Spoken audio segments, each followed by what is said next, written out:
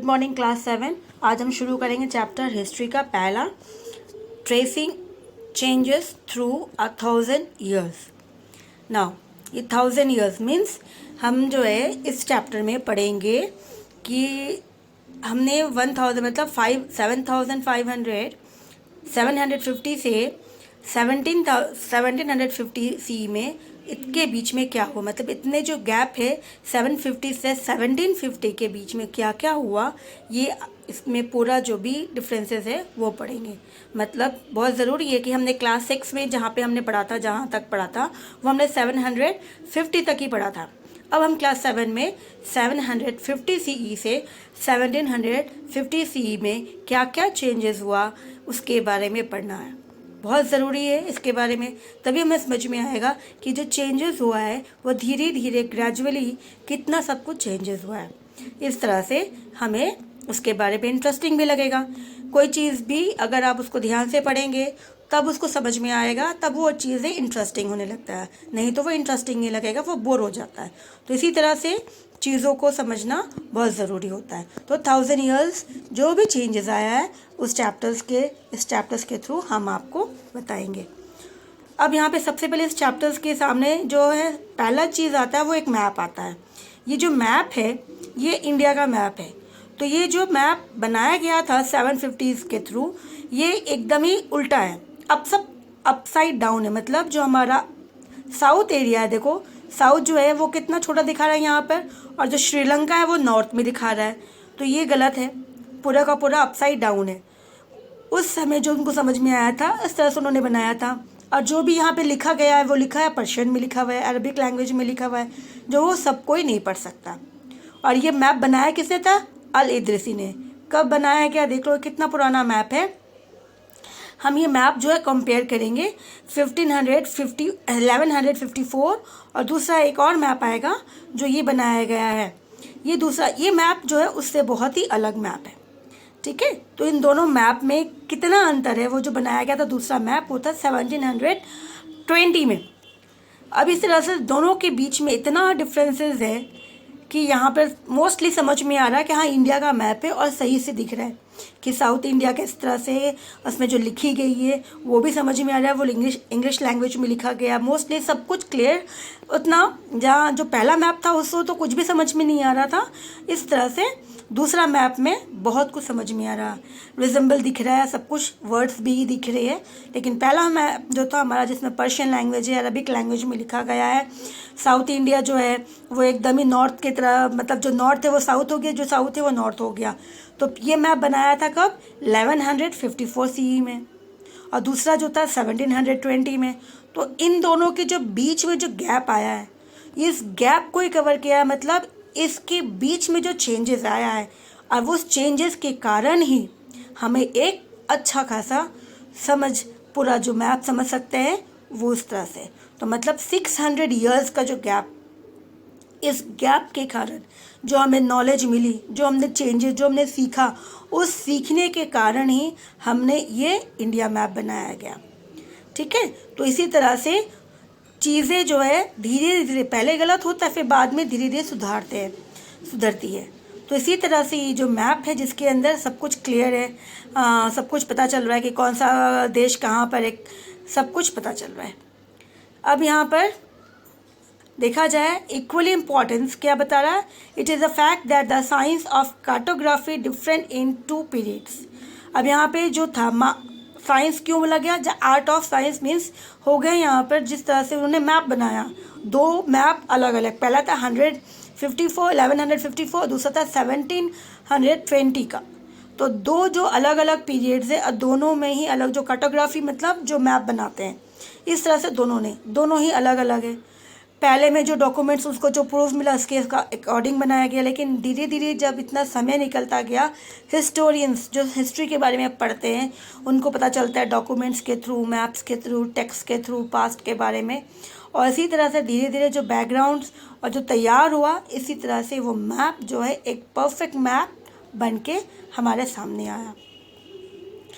यहाँ पे अलग अलग इन्फॉर्मेशंस जो भी हमें मिल रही है, इस तरह से हिस्टोरियंस तो बहुत ज़रूरी है, हमें सोर्स मिलना, सोर्सेज बहुत ज़रूरी है। तो अब सोर्स के थ्रू, सोर्स मीन्स हमें पता कैसे चल रहा है जैसे अगर ये मैप नहीं होता, दूसरा मैप, पहला मैप नहीं होता तो दूसरा मैप बनना बहुत मुश्किल हो जाता। इसीलिए जब पहला मैप था तो एक सोर्स था कि हमें इसको और अच्छा बनाना है, इस तरह से दूसरी मैप्स के पीछे लोग पढ़े और उसके बारे में और अच्छे से जानकारी किए और जाके दूसरा मैप तैयार हुआ। अब जो है new and old terminologies, words, अब जो पहला वर्ड्स यूज़ होता था और आज जो वर्ड यूज़ होता है, दोनों के मीनिंग्स टोटली डिफरेंट है। हिस्ट्री में दोनों ही एक बहुत ही इम्पॉर्टेंट इंफॉर्मेशन जो है रखता है कि वो वर्ड्स की मीनिंग्स धीरे धीरे ग्रेजुअली किस तरह से चेंज होती गई है। तो इसके बारे में हम पढ़ेंगे। सबसे पहले यहाँ पे देखा जा रहा है कि जैसे हिस्टोरी रिकॉर्ड्स रखते थे लैंग्वेजेस के, उस लैंग्वेजेस, हर वर्ड्स के अलग अलग लैंग्वेजेस जो है, वर्ड्स की मीनिंग जो है वो टाइम के थ्रू चेंज होती गई। अब यहाँ पे देख लो, जो मेडिवल पीरियड में पर्शियंस थे, वो मॉडर्न पर्शियन से और मेडिवल पर्शियन से जो था वो टोटली अलग है। हिस्टोरियंस जो भी रिकॉर्ड हमें मिल रही थी वो भी हमें उससे पता चल सकता है कि जो लैंग्वेज है तब जो यूज़ होता था उसकी मीनिंग जो थी आज के लैंग्वेज में और उसकी बहुत डिफरेंसेस है ज़्यादा। तो ये जो चेंजेस आया ये सडनली नहीं आया, इसके ऊपर स्टडी करके, उसके ऊपर सर्च करके धीरे धीरे उसकी मीनिंग्स जो है डिफरेंट होती गई। इसी तरह से मैंने कहा जब मिडिवल जो पर्शियंस थे और आज के जो पर्शियंस हैं, इन दोनों का जो वास्ट गैप है, जो डिफरेंसेस है ग्रामर में लेके, वोकेबलरी में लेके, वो टोटली चेंज होता गया। द मीनिंग जो भी है वो टाइम से टाइम चेंज होता रहा। अब यहाँ पे एक वर्ड हम लोग एग्जाम्पल्स के थ्रू बताएंगे कि किस तरह से वो चेंज होता गया। तो सबसे पहले हम अपने इंडिया का ले लेते हैं। जो पहले लोग हिंदुस्तान बोलते थे, हिंदुस्तान जो है एक्चुअली आज हम इसको इंडिया बोलते हैं, लेकिन मॉडर्न टाइम में हम इसको इंडिया बोलते हैं। द मॉडर्न नेशन जो है इसको इंडिया बोला जा रहा है।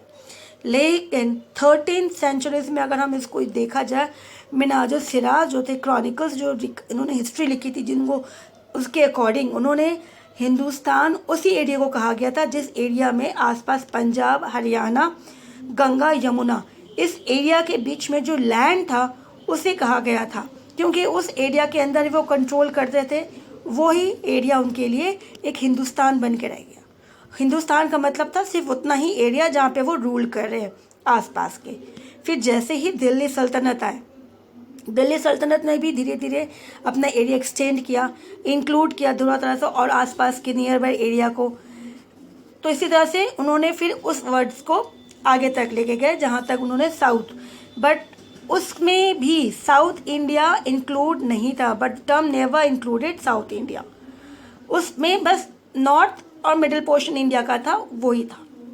फिर जब बाबर आया, बाबर ने हिंदुस्तान को डिस्क्राइब किया as a geographically in the sense कि कितना एरिया है उनके अंदर में और कौन सा फ्लोरा है, कल्चर्स क्या क्या है, लोग क्या कहाँ रहते हैं, कौन सी भाषाएं बोलते हैं, कौन से एरिया तक है उनका राज्य, उस एरिया को उन्होंने मेंशन किया था एज अ हिंदुस्तान।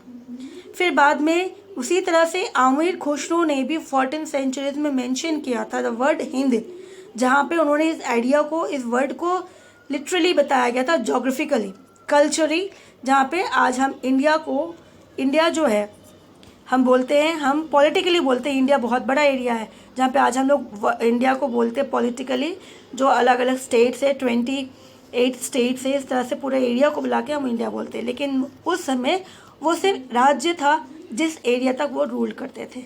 इसी तरह से आज और उस समय जो हिंदुस्तान था और आज का इंडिया टोटल अलग है।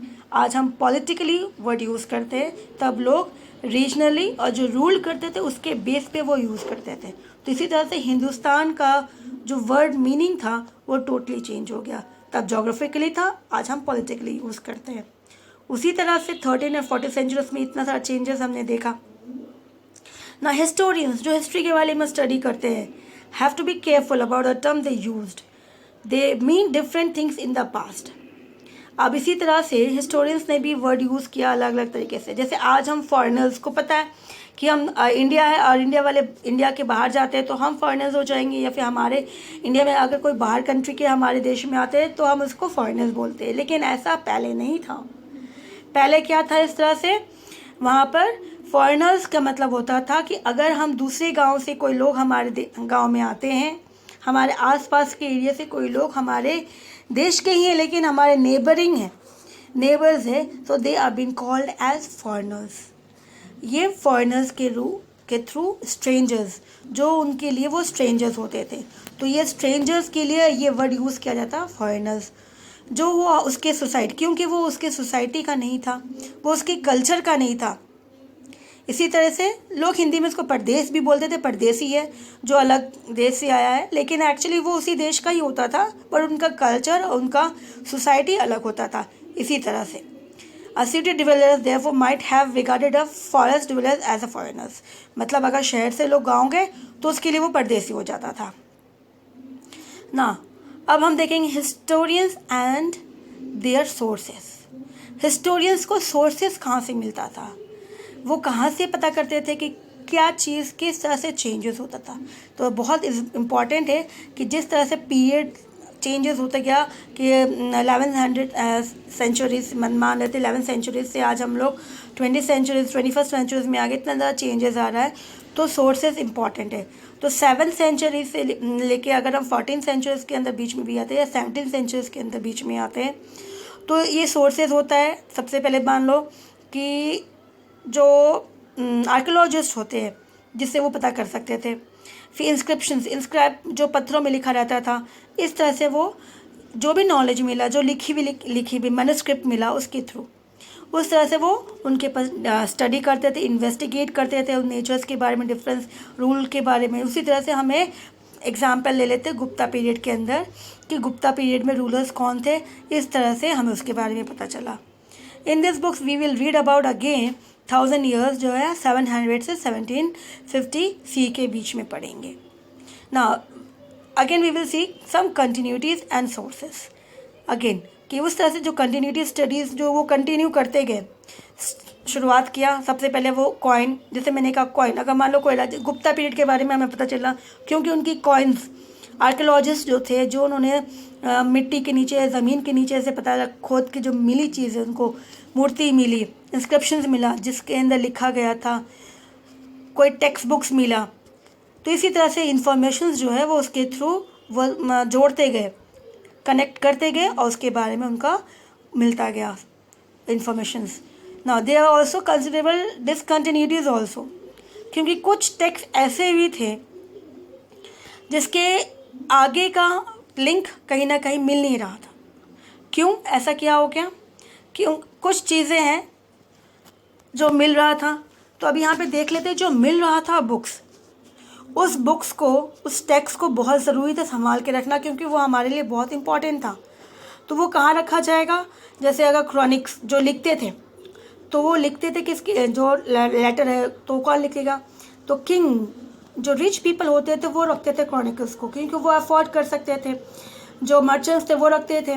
इसी तरह से जो लिखते थे मैन्युस्क्रिप्ट, इस सब से रिकॉर्ड्स, वो सब चीज़ों को आर्चीव्स, लाइब्रेरी बना दी गई और उस सभी को कलेक्ट करके लाइब्रेरीज में रखा गया। और इसी तरह से ताकि बाद में अगर कोई भी किसी को, स्टूडेंट्स को चाहिए, तो वो जाके आर्चिव्स के थ्रू वहाँ से वो सारे डॉक्यूमेंट्स निकाल के उसके बारे में स्टडी कर सकते हैं। अब उस ज़माने में प्रिंटिंग तो था नहीं, क्योंकि लोग जो थे हाथ से लिखते थे। स्क्राइब्स किसे बोलते हैं? जो हाथों से लिखते थे। तो जो हाथों से लिखते थे, कॉपी करते थे। कॉपी करना बहुत मुश्किल काम है, लेकिन कुछ इजी भी होता है। लेकिन देख लो, अगर आप अपने फ्रेंड की कॉपी करते तो आपके लिए बहुत इजी है, लेकिन कुछ कभी कभी आपको जब उसकी वर्ड समझ में नहीं आती है और फिर उसके बदले आप कुछ भी वर्ड्स लिख देते हो, तो वो टोटली अलग मीनिंग हो जाता है।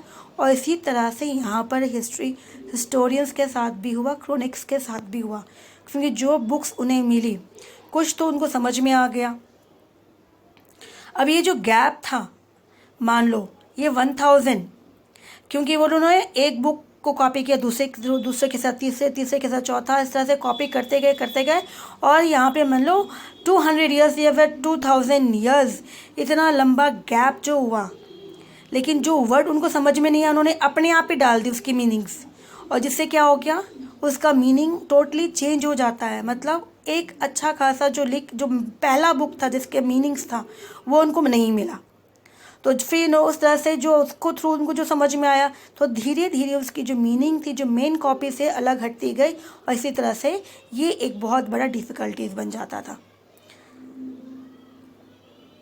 अब यहाँ पे देख लेते हैं कि कुछ इस तरह से 1500s और यहाँ पर जो डिफरेंसेस है, यहाँ पे लोग ने जो लिखते गए, बनाते गए, कॉपी करते गए, इनको बहुत प्रॉब्लम होने लगी। तो इसी तरह से some text become subsequently different from other, तो एक बुक दूसरी बुक से टोटली अलग हो गई। और ये बहुत बड़े एक सीरियस प्रॉब्लम भी था कि ओरिजिनल मैन्युस्क्रिप्ट कहाँ है, वो अब मिल नहीं रहा था, किसी के पास पता ही नहीं था मैन्युस्क्रिप्ट कहाँ रखी गई है। इसी तरह से ये एक बहुत बड़ी रुकावट उनके लिए आ गई। Now on occasions author revise their chronicles, बीच बीच में कुछ ऐसा भी था कि जो ऑथर ने लिखा था, जैसे ज़ियाउद्दीन बरानी, उन्होंने खुद ही लिखा था 1356 में, फिर बाद में उन्होंने अपनी ही बुक को, उससे बाद में लेटर्स को, वर्शंस जो थे, बाद में उसको ट्रांसफ़र किया। The two different from each others, historians did not know the about existence of the first versions until 1971। कहा जा रहा है ज़ियाउद्दीन बरानी ने खुद, इन्होंने रिविजन्स कराया था, 2 कंटेंट लिखा था, लेकिन जो क्रॉनिक्स थे, जो हिस्टोरियंस थे, उनको उसके बारे में ही नहीं पता था कि इसकी एक और भी बुक लिखी गई है। 1971 तक उनको इसके बारे में कुछ भी नहीं पता था। तो it means lost in large libraries collections, मतलब ये इतने बड़े जो आर्चीव थे, लाइब्रेरीज थी, वो उनके बीच में कहीं गुम हो गई, कहाँ चला गया ये पता ही नहीं चला, उनकी जो बुक्स थी वो कहाँ चली गई। तो आज क्लास 7 हम लोग यहीं तक पढ़ेंगे और आगे का जो है नेक्स्ट डे करेंगे, नेक्स्ट टॉपिक्स नेक्स्ट डे करेंगे। Thank you.